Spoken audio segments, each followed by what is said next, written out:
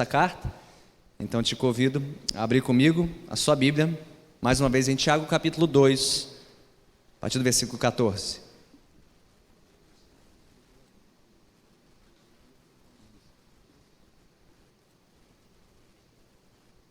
Tiago capítulo 2, versículos 14 a 26, a segunda metade deste capítulo. E tendo encontrado o texto, fiquemos de pé em reverência à leitura da palavra de Deus.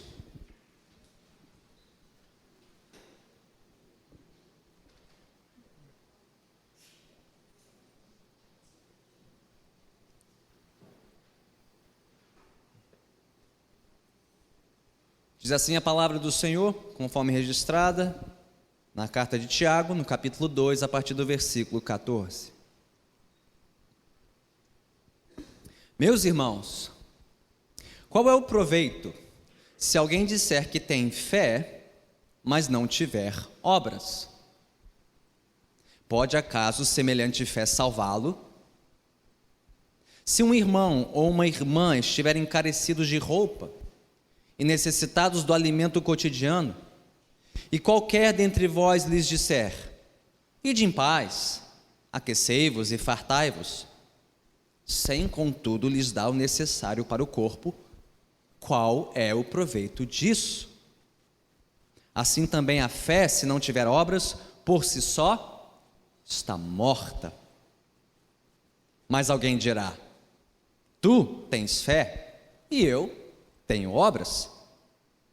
Mostra-me essa tua fé sem as obras, e eu com as obras te mostrarei a minha fé. Crês tu que Deus é um só? Fazes bem. Até os demônios creem e tremem. Queres, pois, ficar certo, ó homem insensato, de que a fé sem as obras é inoperante? Não foi por obras que Abraão, o nosso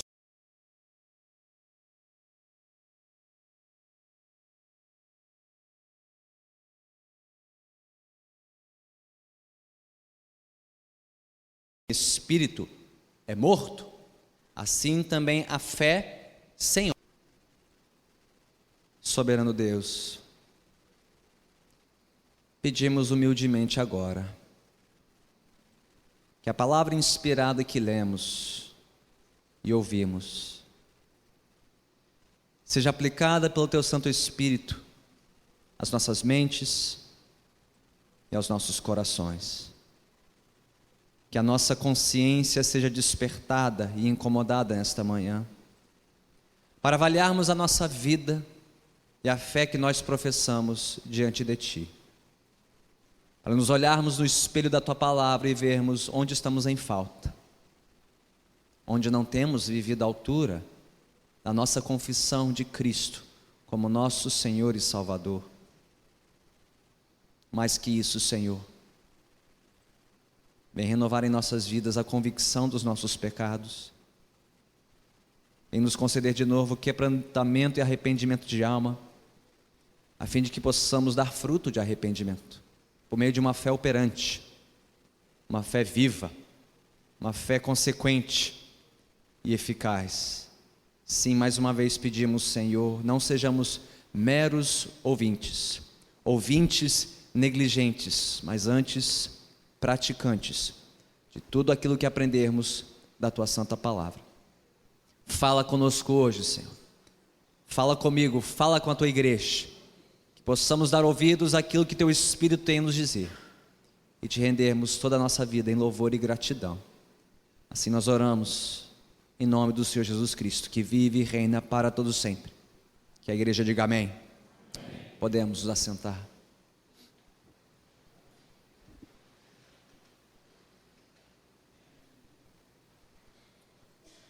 Qual seria o maior desafio ao cristianismo em nosso tempo? O maior obstáculo que a fé cristã enfrenta hoje, em nosso tempo e em nossa terra. Seria o secularismo e seus associados que rondam as escolas e universidades do Brasil? Esta corrente de pensamento que diz que Deus está morto, que Deus é irrelevante, que Deus não importa para a maneira como nós estudamos, trabalhamos, afinal de contas só existe este mundo, só existe esta vida, só existe o mundo material, o mundo espiritual é para os fracos, é para os que precisam de uma ajudinha, mas não para nós fortes, gente instruída, inteligente. Nós não precisamos de Deus, por isso não precisamos nos importar com Ele. Seria este o maior desafio, a fé cristã em nosso tempo?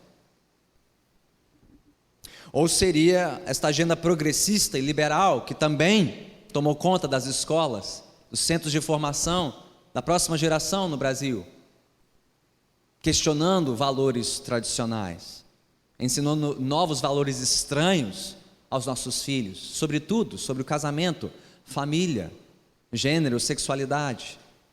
Seria esse o maior desafio?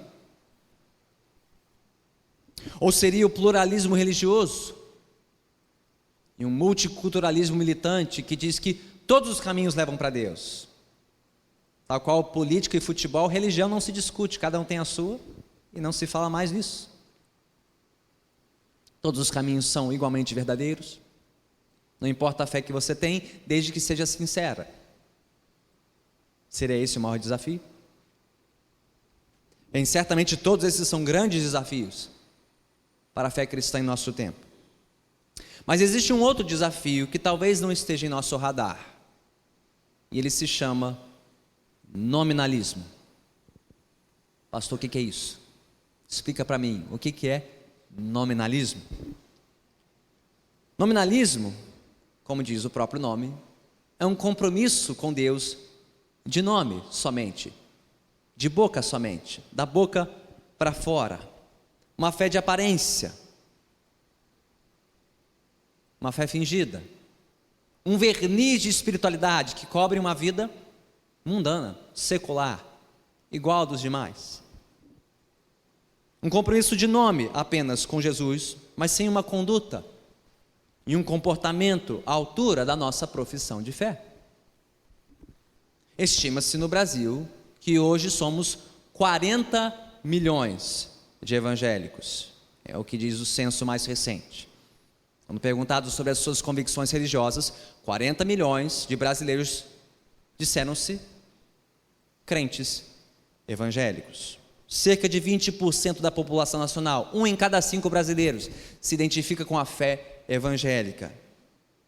Mas será que todos esses crentes vivem como tais? Como conduzem seus lares? Como gastam seu dinheiro nos seus lazeres, nos seus passatempos, na sua ética de trabalho, na sua mordomia financeira, no cuidado com seus corpos? Vivem como crentes? De maneira distinta daqueles que não se identificam como cristãos? Ou somos iguais a todo mundo?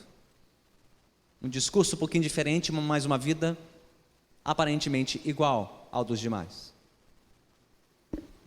E quanto a nós, será que o nosso próprio testemunho vivido está à altura do nosso testemunho falado?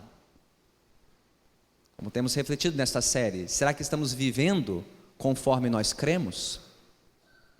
Será que as nossas obras recomendam ou não a nossa fé em Cristo?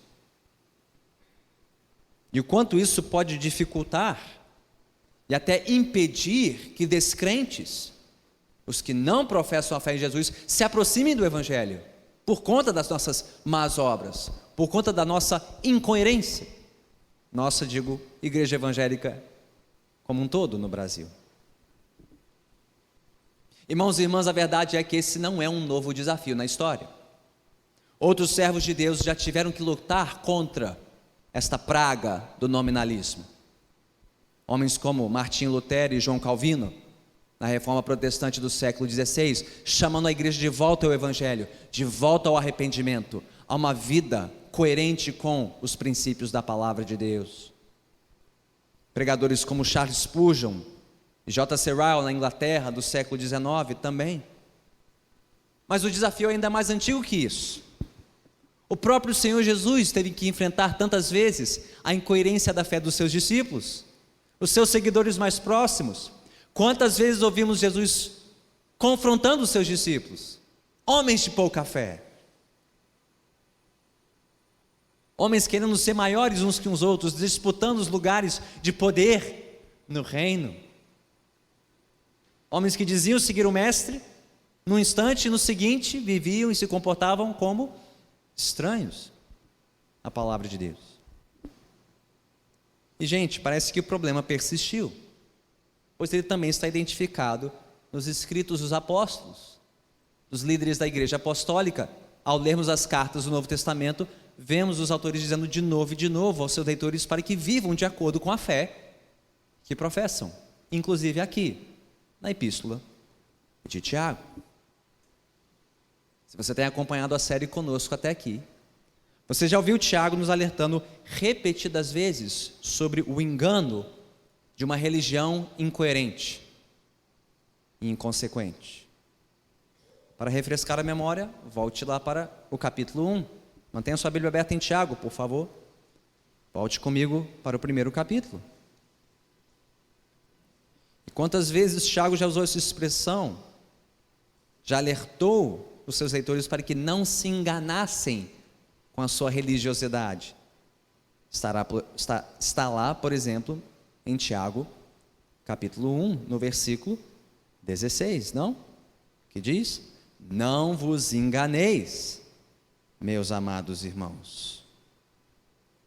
Está lá de novo no versículo 22. Tornai-vos, pois, praticantes da palavra e não somente ouvintes, enganando-vos a vós mesmos. E de novo no versículo 26. Se alguém supõe ser religioso, deixando de refrear a língua, antes enganando o próprio coração, a sua religião é vã. Ouvimos esse coro, esse refrão de Tiago? Não se enganem. Não confie na sua própria religiosidade. Se essa religião não faz uma diferença na sua vida, não tem repercussão, consequência na sua vida, não se engane, não se iluda, não se considere alguém aos olhos de Deus se a sua vida não fundamenta a sua fé.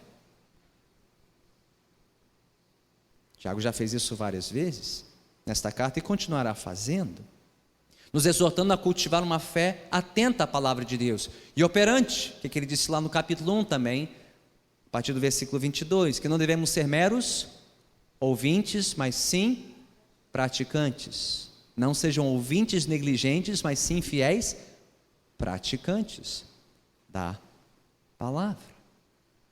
E esse é o nosso assunto de novo hoje, ao chegarmos no final do capítulo 2. Nós chegamos, por assim dizer, no coração da carta, o clímax teológico desta carta, a defesa mais contundente e coerente da necessidade de um cristianismo prático, de um cristianismo operante. É a famosa defesa de Tiago da necessidade de fé mais obras, porque fé menos obras é uma fé morta, inoperante, inútil. Mas por mais importante que seja o argumento de Tiago aqui, para a vida cristã, esta é uma das passagens mais negligenciadas e, creio eu, mais mal compreendidas de toda a Bíblia.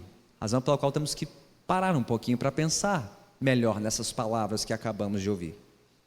Porque, gente, a grande questão que Tiago aborda nesta porção da sua carta, Tiago 2, 14 a 26, não é se alguém é salvo pela fé ou pelas obras, como muitos costumam interpretar essa passagem. Não. Tiago já nos deixou muito claro que somos salvos somente pela fé na palavra de Deus. Se você tiver alguma dúvida, volte comigo para o capítulo 1. De novo, no versículo 16, lembremos de novo. Tiago 1,16. Não vos enganeis, meus amados irmãos, toda boa dádiva e todo dom perfeito são lá do alto, descendo do Pai das luzes, em quem não pode existir variação ou sombra de mudança, pois segundo o seu querer, Ele nos gerou pela palavra da verdade, para que fôssemos como que primícias das suas criaturas. É a palavra de Deus que salva, é a palavra de Deus que transforma, é o poder de Deus que nos dá novos corações e uma nova vida. Isto não está em nós, não é pelas nossas obras, é pela obra de Deus em nossas vidas. Ele deixa isso claro também lá no capítulo 2.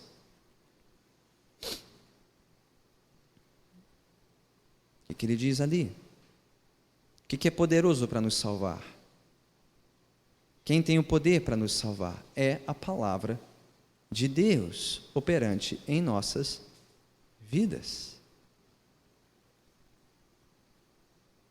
Versículo 1: Meus irmãos, não tenhais a fé em nosso Senhor Jesus Cristo, o Senhor da glória, em acepção de pessoas. De novo, ele está exortando pessoas da fé, pessoas que creem em Jesus, porque é pela fé em Jesus, na sua palavra, que somos salvos, não pelas obras, mas para as boas obras. Então a discussão aqui de Tiago não é se alguém é salvo pela fé ou pelas obras. A pergunta é: que tipo de fé demonstra que somos salvos? A discussão não é fé contra obras, é fé sem obras contra fé com obras. Tiago está contrastando dois tipos de fé, e só uma delas salva de fato. Não é a fé sem as obras, mas a fé com as obras. Só a fé salva, mas não a fé que anda sozinha. Como diria João Calvino, um dos reformadores protestantes: somos salvos pela fé somente, mas não pela fé que vive só. Vamos repetir isso juntos? Somos salvos pela fé somente. De novo, somos salvos pela fé somente, mas não pela fé que vive só. Mas não pela fé que vive só. Somos salvos pela fé somente, mas não pela fé que vive só. Esse é o argumento de Tiago. Ele não está dizendo que precisamos acrescentar as obras à fé, não, mas que devemos expressar a verdadeira fé. Fé e obras são virtudes distintas, mas inseparáveis, tal qual a luz e o calor do sol. O mesmo sol que brilha e aquece os nossos corpos corresponde a uma fé que deve ser crida e vivida. Luz e calor, crença e conduta, conformes à palavra de Deus. Isso era especialmente importante para os primeiros leitores de Tiago. Por quê? Porque já ouvimos falar sobre perseguições, provações, dificuldades para esses leitores, que talvez estivessem sendo tentados a esconder a sua fé, a fim de não terem que pagar um custo tão alto, um preço tão alto, por seguirem a Jesus. Crerem de boca somente, mas não viverem em todos os lugares, diante de todos, esta fé, a fim de se preservarem, se pouparem, não terem que passar por tantas durezas. É por isso que Tiago entra aqui, com esta exortação. Então mantenha sua Bíblia aberta comigo em Tiago, capítulo 2, versículos 14 a 16, porque são basicamente três premissas que nós temos aqui. E a primeira delas é essa: a fé sem obras não salva, porque ela está morta. A fé sem obras não salva, porque ela está morta. Tiago diz isso duas vezes, no início e no fim dessa passagem, numa espécie de moldura aqui, que ele vai preencher. Ele diz isso no versículo 17 e de novo no versículo 26, pontuando aí essa premissa: a fé sem obras não salva, porque ela está morta. E de onde vem essa preocupação? Bem, lembre-se do que foi falado e pregado domingo passado, do meu colega pastor Edilson. Tiago identificou um problema aqui na congregação: acepção de pessoas, um trato diferenciado entre ricos e pobres, os ricos sendo privilegiados e os pobres sendo desmerecidos, numa espécie de acepção visando o quê? Proteção dos mais ricos, vantagens diante dos mais influentes na sociedade. E Tiago teve que confrontar a congregação, dizendo que isso era diabólico, mundano, carnal, que eles não deveriam fazer essa acepção de pessoas na igreja. Porque Deus não faz essa acepção, porque Deus julgará aqueles que assim o fazem. Não é assim que ele termina a passagem anterior, nos versículos 12 e 13, que quem exercer juízo sem misericórdia não receberá misericórdia, e que a misericórdia precisa triunfar sobre o juízo. E aí talvez os leitores pensassem: Tiago, juízo? Mas estamos na graça, Tiago, e não mais debaixo do juízo de Deus. Vamos ser medidos pelas nossas obras, mas a fé somente não basta, Tiago. Aí que ele tem que entrar e dizer: sim, somos salvos pela fé, mas que tipo de fé demonstra que somos realmente salvos? E a resposta de Tiago é: como uma fé morta pode nos salvar, especialmente diante da necessidade do outro. De novo, olhe comigo atentamente para os primeiros versículos que nós lemos, versículos 14, especialmente o 15, que fala da necessidade do irmão. Se um irmão, está falando de alguém o quê? Ocupando os bancos da igreja, alguém conhecido, não era um estrangeiro, um desconhecido na calçada, no sinal, no cruzamento, não, um irmão. Se alguém que professa a mesma fé que você, que ocupa o mesmo banco, cultua no mesmo santuário, é membro da mesma igreja, se este irmão estiver passando necessidade, carecendo de roupa, de alimento, está falando sobre necessidades básicas, não está falando sobre supérfluos, mimos, está falando sobre o mínimo necessário para viver uma vida digna, ter o que comer e com o que se vestir. Se um irmão desses, conhecido seu, da sua igreja, estiver passando necessidade, e você disser para ele: ide em paz, Deus te abençoe e te farte, e não passar disso, que fé é essa? Que fé é essa? Que não passa da boca, que não passa da palavra, que não se traduz em atos consequentes, atos de amor, de misericórdia, de generosidade, de socorro com quem precisa de nós. Uma fé dessas pode salvar? De nada adiante uma saudação, um discurso religioso, e de paz, irmãozinho, que Deus te abençoe, mas sem uma conduta amorosa e compassiva. E gente, Tiago não está inventando aqui, ele não está dizendo novidades. Tiago está em conformidade com a sabedoria de toda a Bíblia, do Antigo ao Novo Testamento. Lá no Antigo Testamento, por exemplo, temos aqui em Tiago também o apóstolo João, na sua primeira carta, 1 João, capítulo 3, versículo 17 e 18, pode anotar, consultar depois. 1 João 3, 17 e 18. Ora, aquele que possui recursos deste mundo e vir a seu irmão padecer necessidade e fechar-lhe o seu coração, como pode permanecer nele o amor de Deus? Ele pontua: filhinhos, não amemos de palavra, nem de língua, mas de fato e de verdade. Não é só com a boca, é com o bolso também. Não só com palavras, mas com posses, demonstrando a nossa fé e nosso amor por Deus e uns pelos outros. Então Tiago, tal qual outros autores bíblicos, nos alerta, especialmente aqui, para uma fé de discurso somente, da boca para fora, uma fé desprovida de compaixão, de amor pelo próximo. Mas essa é apenas uma das possíveis incoerências entre a nossa fé e a vida que vivemos. Se retrocedermos para o início da carta, podemos fazer uma série de perguntas. Tiago faz 7 perguntas aqui ao todo, mas podemos fazer muitas outras perguntas para nós mesmos, para conferir, verificar se a nossa fé está tendo consequência na nossa vida. Então lá no início, já no versículo 2 ele diz: meus irmãos, tenham por motivo de grande alegria o fato de passardes por diversas provações, porque a prova da sua fé produz perseverança. Aí eu pergunto: se eu creio na soberania de Deus,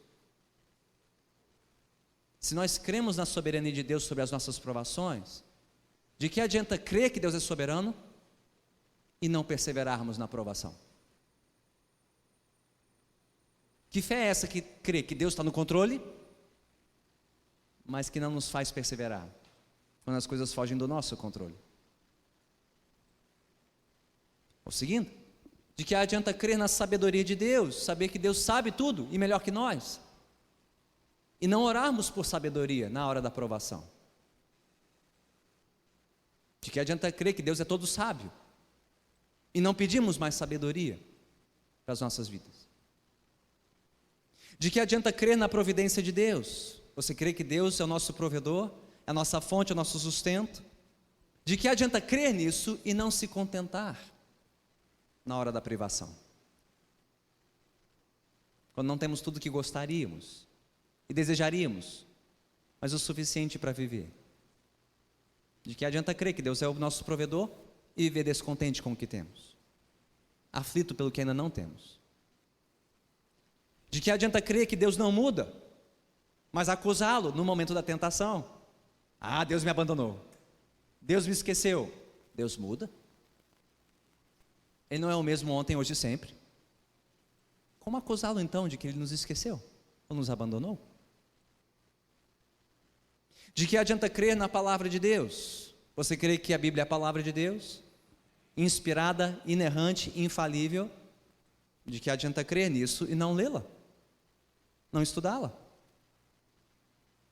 Se ela é a nossa regra final de fé e prática, de que adianta se nós não a conhecemos, não a lemos, não a estudamos e não nos submetemos a ela? De que adianta crer no domínio de Deus sobre todas as coisas? Você crê que Deus tem domínio sobre todas as coisas? Você crê que Deus tem domínio sobre a sua língua? Porque se alguém se considera religioso, mas não controla a sua própria língua, diz Tiago que a sua religião é vã, inútil. De que adianta crer na generosidade de Deus? Você crê que Deus é generoso? Nos dá muito mais do que nós merecemos? De que adianta crer que Deus é generoso se nós não somos generosos uns com os outros? Prontos a repartir, assim como Deus reparte conosco. Gente, Deus não cobra aluguel do ar que respiramos, do chão que pisamos. A gente reclama do governo, que cobra imposto de tudo, né? Do prédio ao carro, a tudo. Deus teria direito de cobrar muito mais, Ele não cobra. Ele faz a chuva cair sobre justos e injustos. Deus é enormemente generoso. Como isso se traduz nas nossas vidas? Somos semelhantemente generosos, como Deus é generoso conosco? De que adianta crer na santidade de Deus, se não nos guardarmos incontaminados do mundo? A religião que Deus aprova é esta: cuidar dos órfãos e das viúvas e não se contaminar com o mundo. Você crê que Deus é santo? Então você vive de maneira santa, diferente deste mundo? Tiago nos impõe uma série de perguntas, uma série de testes para saber se estamos vivendo conforme a nossa fé. E ele pontua 2 vezes, no versículo 17 e 26, porque assim como o corpo sem espírito está morto, a fé sem obras está morta, e se está morta, não pode nos salvar. Então, meus amados irmãos, minhas irmãs, quanto estamos vigiando o nosso coração? Quanto estamos vigiando para que a nossa religião não nos engane? Não confiemos na nossa própria religiosidade. Um adesivo no carro, uma Bíblia sobre o painel, uma camiseta com um dizer cristão, alguns até com tatuagens hoje em dia, achando que isso nos marca como verdadeiros filhos de Deus. Frequentar um templo, um culto, fazer uma oração aqui e ali, é só isso? É isso e mais nada? Mais nada que nos identifique como verdadeiros cristãos. Quanto estamos vigiando para que a nossa religião não seja motivo de engano, de ilusão, de falsa segurança para nós? Que não seja uma fé de boca somente, mas sem uma prática condizente. Quanto estamos vigiando e examinando a nossa vida para ver se as nossas obras são coerentes com a nossa fé? se as nossas palavras batem com as nossas ações, se o nosso culto afeta a nossa conduta. A fé sem obras não salva, porque está morta. Mas há uma segunda premissa aqui, especialmente nos versículos 18 e 19. A fé sem obras também não salva, porque ela é inoperante, inútil, e uma coisa deriva da outra. Se a fé está morta, sem obras, então para que serve? Para nada. Para absolutamente nada. E de novo, Tiago aqui identifica uma polêmica possível. No versículo 18 ele faz uma espécie de diálogo, né? Como um bom pregador. Ele está pensando em quais perguntas estão surgindo na cabeça de quem está ouvindo o seu argumento. E ele identifica uma pergunta em potencial teórica de um dos leitores, no versículo 18. Alguém que talvez responda: Tiago, mas eu tenho o dom da fé, esse é o meu dom. Paulo não diz lá em Romanos 12, 13 que a fé é um dom? Paulo não diz em 1 Coríntios 12, 9, ele não fala sobre o dom da fé? Pois eu tenho esse dom. Eu tenho esse dom, o dom da fé, muita fé. Sou uma pessoa de muita fé. A outros Deus deu outros dons, como as obras. Eu tenho o dom da fé. Outros têm o dom das obras. Tiago identifica essa possível contestação do seu argumento, no versículo 18. E qual é a sua resposta? Tá bom. Você disse que tem o dom da fé? Então me mostre essa sua fé. Como? Pelas obras. Apresente a sua fé sem obras, que eu vou apresentar a minha fé pelas obras. Gente, como é que você sabe que uma árvore é uma laranjeira?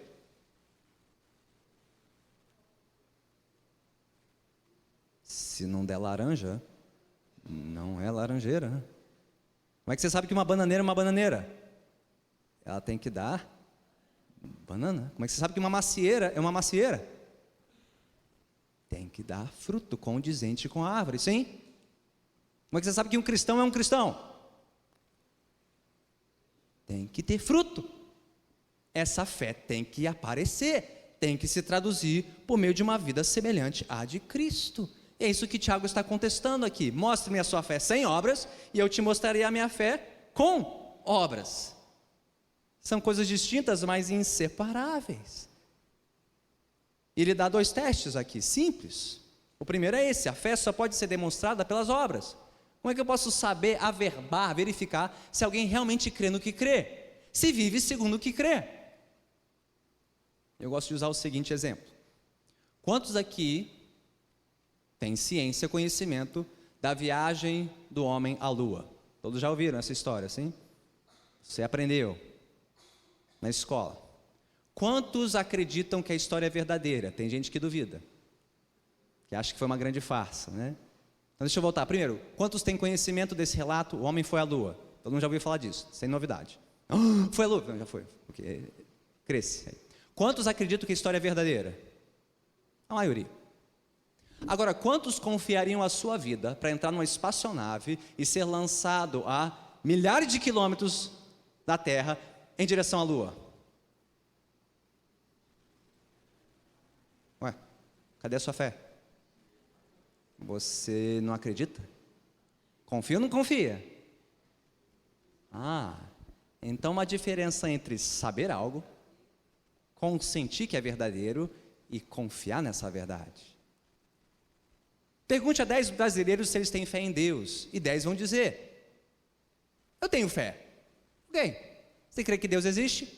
Ótimo. Como sua vida mostra isso? Demonstre-me a sua fé. Se um sujeito dissesse para você: eu fui atropelado por um caminhão, o que você diria? Me mostra uma cicatriz, um hematoma, alguma coisa que mostre, que corrobore que você foi atropelado por um caminhão, sim? Vai deixar marca. Tem que deixar alguma coisa aí que mostre um indício de que você foi atropelado por um caminhão, sim? Você crê em Deus? Mostre-me.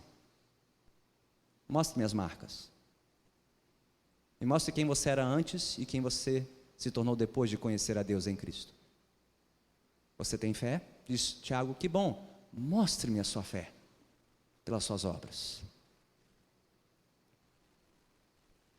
Aí Tiago vem com um segundo teste, e esse é mais confrontador ainda, no versículo 19. Você crê que Deus é um só? Parabéns. O diabo também. Você sabia disso? Que o diabo crê que Deus é um só. Que os demônios creem que Deus é um só. Você está na companhia. O diabo também crê que Deus é um só. E diz Tiago, pelo menos ele treme. Os demônios creem. E pelo menos eles tremem. Enquanto muitos dizem que creem e nem tremem. Tornando-se pior que os demônios. Porque eles pelo menos têm consciência do que significa que Deus é um só. Parabéns. Os demônios também creem. E tremem.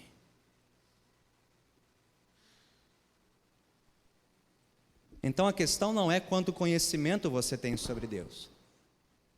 A questão é quanto você realmente conhece a Deus.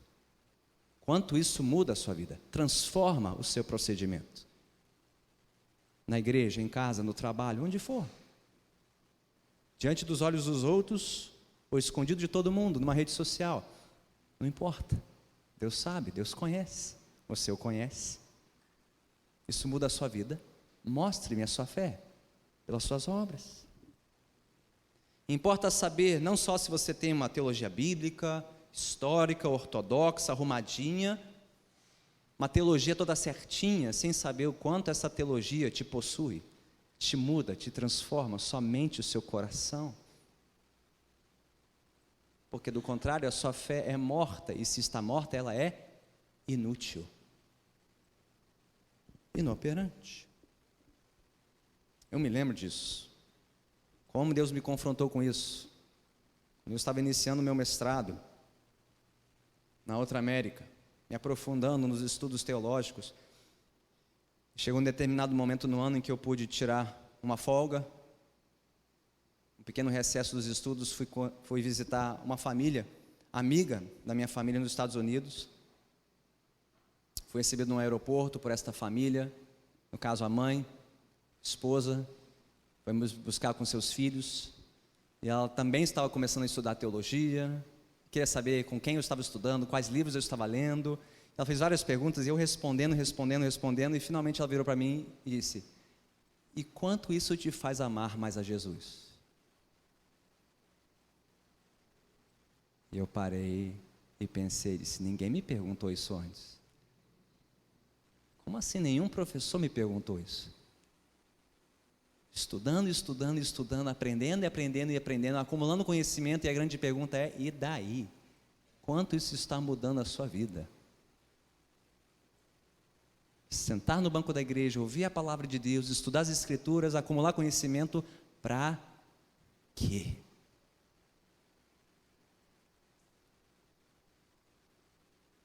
Então, quanto estamos aliando a nossa fé, uma vida condizente com a nossa confissão?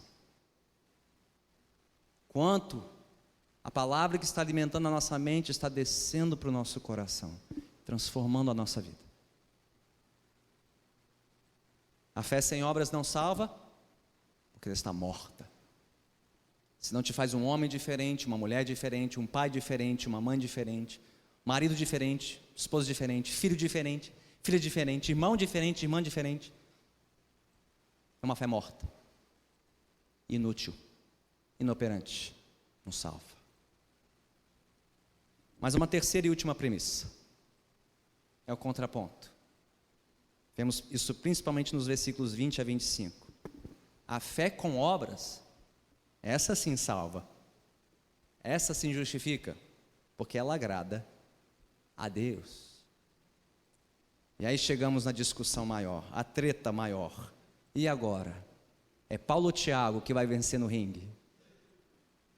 Porque Paulo diz que somos justificados pela fé, e aqui vem Tiago dizendo que não somos justificados somente pela fé. A gente põe Paulo e Tiago no octógono, vê aí quantos rounds eles vão lutar para ver quem sai vencedor. E tem a turma de Paulo e tem a turma de Tiago. Como é que é isso? Como fazemos sentido dessa aparente divergência entre Paulo e Tiago? Bem, é uma divergência apenas aparente, mas não real. Porque precisamos entender para quem cada um está escrevendo e por quê. Porque situações diferentes exigem abordagens diferentes, sim. É assim com os nossos filhos. Quem é pai de mais um filho aqui? Saiu da mesma barriga, mas é tão diferente um do outro. Como pode? E você entende que filhos diferentes precisam de abordagens um pouquinho diferentes. Os mesmos princípios, as mesmas verdades, mas um tem um jeitinho, o outro tem outro jeitinho, e você tem que saber como lidar com cada um. Um não é cópia do outro, sim ou não? Assim também os autores da Bíblia. Crentes diferentes, com situações diferentes e necessidades diferentes, cada um precisando ser abordado de uma maneira distinta. O que Paulo combateu nas suas cartas não é necessariamente o que Tiago está combatendo aqui. Paulo combate o erro oposto, que também estava invadindo a igreja. O perigo do legalismo, do farisaísmo, do moralismo, do pensamento que diz que é pelas obras que somos salvos. E aí Paulo tem que bater nessa tecla. Não, vocês são salvos pela graça, não por obras, para que ninguém se glorie. Por isso que ele bate tanto nessa tecla, na justificação pela fé. Diz isso em Romanos 5:1, tendo sido, pois, justificados pela fé, temos paz com Deus. E diz isso em Romanos 8:1, já não há mais condenação para os que estão em Cristo Jesus. Sim? Se bem que Paulo nunca divorcia a fé das obras. Até em Romanos 1:5, ele vai falar sobre a obediência que procede da fé. Em Gálatas 5:6, ele vai falar sobre a fé que tem que atuar pelo amor. Nem Paulo separa as coisas inteiramente. Ele também vai falar, ensinar que é fé que se expressa pelas obras. Mas o problema que Tiago está enfrentando é o oposto, não do farisaísmo, não do legalismo, mas do liberalismo, da fé da boca para fora, sem uma vida coerente e correspondente. E é por isso que ele tem que adequar o seu discurso para atacar este problema. É um problema diferente do que Paulo enfrentou. Tiago está enfrentando o problema da fé apenas professada e não vivida. Paulo fala sobre a nossa justificação inicial, a declaração de que somos justos aos olhos de Deus pela fé em Jesus. É algo concreto, definitivo. Deus antecipou essa sentença para aqueles que creem em Jesus. Não há mais condenação. Ele está falando sobre o início dessa jornada. Tiago está olhando para o fim da jornada e vendo, opa, que fé é essa que será justificada? É uma fé que se comprova pelas obras. Cada um está olhando para a mesma coisa de ângulos diferentes, que se complementam, não conflitam um com o outro. É disso que ele está falando. De novo, salvos pela fé somente, mas não pela fé que vive só. Diga comigo, somos salvos pela fé somente, mas não pela fé que vive só. E Paulo e Tiago assinam embaixo. Concordam, gênero, número e grau. Mas Tiago vai nos dar dois exemplos. Ele nos deu dois exemplos negativos de uma fé inoperante. Se lembra? Demonstra a sua fé pelas obras e até o diabo crê. Pelo menos treme. Agora ele vai dar dois exemplos positivos de uma fé com obras. Qual é o primeiro exemplo? Quem é o primeiro personagem que ele chama para depor, nesse caso? Bem famoso. Começa com A e termina com Abraão. Quem é? Abraão. O patriarca Abraão. Ele cita Gênesis 15:6. Abraão creu e isso lhe foi imputado por justiça. Isso em Gênesis 15 é o início da jornada de Abraão. Ele ainda não se circuncidou, não circuncidou seus filhos, não foi provado na fé, não ofereceu Isaque. Antes de tudo isso, antes de ter feito qualquer coisa boa ou má, Deus já o declarou amigo seu, justo, pela fé. Sim? Mas esta fé seria provada e demonstrada por toda a jornada de Abraão, culminando em Gênesis 22, quando Abraão faria o quê? O teste supremo. Ofereceria o seu filho. O que Tiago está fazendo aqui de novo? Falando sobre a fé que salvou Abraão. Que tipo de fé é essa? Uma fé demonstrada por toda a sua trajetória de crescente obediência a Deus, até chegar ao teste final, derradeiro, Isaque oferecido no altar. E Tiago vai dizer: veja como a fé e as obras atuaram juntas, nunca separadas, mas juntas no caso de Abraão. E aí Tiago convoca mais uma testemunha, que não é Abraão. Quem é? Está lá no versículo 25. Quem é? Raabe. E o que ela fez ao crer no Senhor de Israel? Ela que não era do povo de Deus, uma cananeia, uma ímpia, uma pagã, uma descrente, mas que se tornou crente e, com base na sua fé, fez o quê? Acolheu os espias de Israel e os protegeu em Jericó. E ela também demonstrou fé em Deus por meio das suas obras. Então Tiago está concordando com Paulo e com todas as Escrituras. Só há um caminho para a salvação.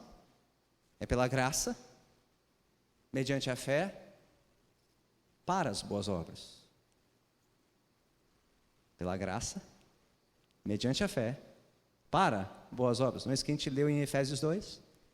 Porque somos salvos pela graça, mediante a fé. Isso não vem de vocês, é dom de Deus, não de obras, para que ninguém se glorie, porque somos feitura dele, criados em Cristo Jesus, para as boas obras que ele preparou de antemão para que andássemos nelas. Não salvo pelas obras, salvo para as obras. E você achava que estudar preposições na aula de português não serviria para nada, pois pode decidir o seu destino eterno. Não é salvo pelas obras, é salvo para as obras. É fé que se demonstra por uma vida de obediência a Deus. Então, será que temos entendido a maravilha da nossa salvação? Graças a Deus que somos salvos somente pela graça. Sabe por quê? Porque quer dizer que eu posso ir para o céu. Porque se fosse por obras, todos nós iríamos para o inferno. Graças a Deus que é só pela graça. Graças a Deus que é só pela fé. A esperança para mim e para você, um pecador, tão impuros e imperfeitos. Glória a Deus que a salvação é só pela graça. Que consolo, que conforto. Mas que honra e que responsabilidade, não? Porque se eu fui salvo pela graça, então agora não é pelas obras, mas é para as obras.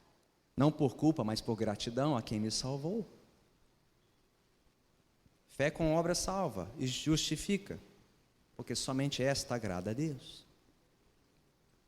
Então, meus amados irmãos e irmãs, a Bíblia é muito clara. Só existe um caminho para a salvação. Só existe um caminho para ser salvo neste mundo. Não existem muitos. Todos os caminhos levam a Deus, como juiz. Só um caminho leva a Deus como Salvador. Só existe um caminho para a salvação. E não é o caminho da fé da boca para fora. De quem aceitou um apelo, disse que crê em Jesus e vive como filho do diabo. Essa fé não salva. A fé que salva é a fé que não vive só. É a fé demonstrada por uma vida de obediência a Deus. E nisso a Bíblia não faz acepção de pessoas. A Bíblia faz acepção de credos, mas não faz acepção de pessoas. A Bíblia distingue qual é a fé que salva e qual é a fé que não salva. Faz distinção de credos, mas não faz distinção de pessoas. Porque todos pecaram, todos são pecadores, todos precisam de Jesus, todos precisam se render. E Tiago faz isso de maneira brilhante. Eu não sei se você reparou bem nisso. Quem que ele convocou para depor, nesse caso? Abraão e Raabe. E um judeu nunca colocaria os dois na mesma lista. É um homem e uma mulher. Um rico e uma pobre. Um hebreu e uma cananeia. Um patriarca e uma prostituta. Então não importa se você se parece mais com Abraão, cheirosinho, bonitinho, ou com Raabe, cujos pecados são vistos e farejados de longe. Não importa, todos nós somos pecadores que carecem de Jesus. Não há distinção entre homem e mulher, rico e pobre, religioso ou mundano. Todos são pecadores que carecem de Jesus. Não importa a sua origem, sua história, que tipo de vida você tem vivido até aqui, tentando ser religioso ou fugindo da religião. Não importa, você também precisa de Jesus. Você também precisa se render a Cristo como seu Senhor e Salvador. Crer nele para a remissão dos seus pecados e viver em obediência aos seus mandamentos. Este é o caminho que salva, é o único caminho que salva, que pode te justificar no grande tribunal do último dia. É só pelos méritos de Jesus, é só pelas obras dele. Pela graça somos salvos. Para uma vida de obras que ele reconhecerá no fim, em nossas vidas. Só existe uma maneira de saber se de fato você compreendeu e se rendeu ao Evangelho de Jesus. É pela maneira como você está vivendo à luz da sua fé. Pelos frutos saberemos, pelos frutos Deus saberá. Como Abraão e Raabe, os dois na galeria dos heróis da fé de Hebreus 11. Os dois, Abraão e Raabe. Um herói e uma heroína da fé, que viveram à luz da sua fé. Sua vida só receberá um bom testemunho de Deus no último dia, se de fato você viveu conforme a sua fé. Se de fato você seguir por este caminho, então, como Abraão, você oferecerá seu tudo e o seu todo para Deus, sem poupar esforços, como Abraão ofereceu Isaque no altar. E como Raabe, você socorrerá quem está ao lado precisando de ajuda. Amor a Deus e amor ao próximo. Obras que demonstram uma verdadeira fé no Senhor. Então, onde você está depositando a sua fé? Como você está vivendo a sua fé? Há mais alguém como eu que precisa se arrepender nesta manhã? Precisa confessar os seus pecados ao Senhor e pedir o seu perdão? Vamos fazer isso juntos. Ore comigo.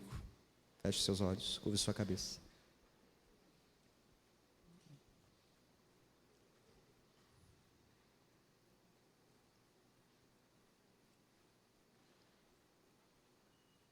Senhor Jesus, tem misericórdia de mim, um pecador. Senhor Jesus, Cordeiro de Deus, tem misericórdia de mim, um pecador.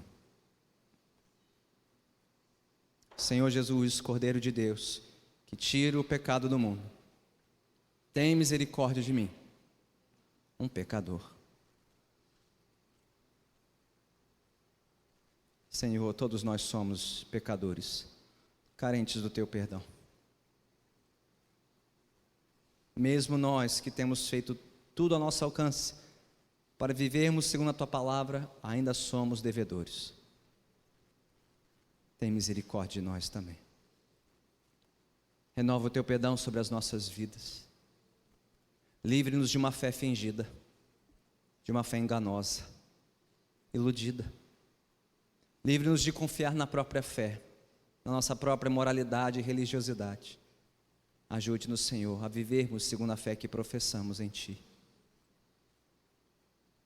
Mas, Senhor, desperta a fé naqueles corações aqui que nunca antes compreenderam o Evangelho e nunca antes se renderam a Cristo. Que hoje a Tua palavra os tenha vencido e conquistado. Que hoje o Teu Espírito os tenha tocado, despertado, para abandonarem uma vida de pecado, abandonarem uma vida de desobediência ao Senhor e se entregarem por inteiro a Ti, para viverem para o Teu louvor, para a Tua glória. Age, Senhor. Age em nós. Livra-nos de uma fé da boca para fora.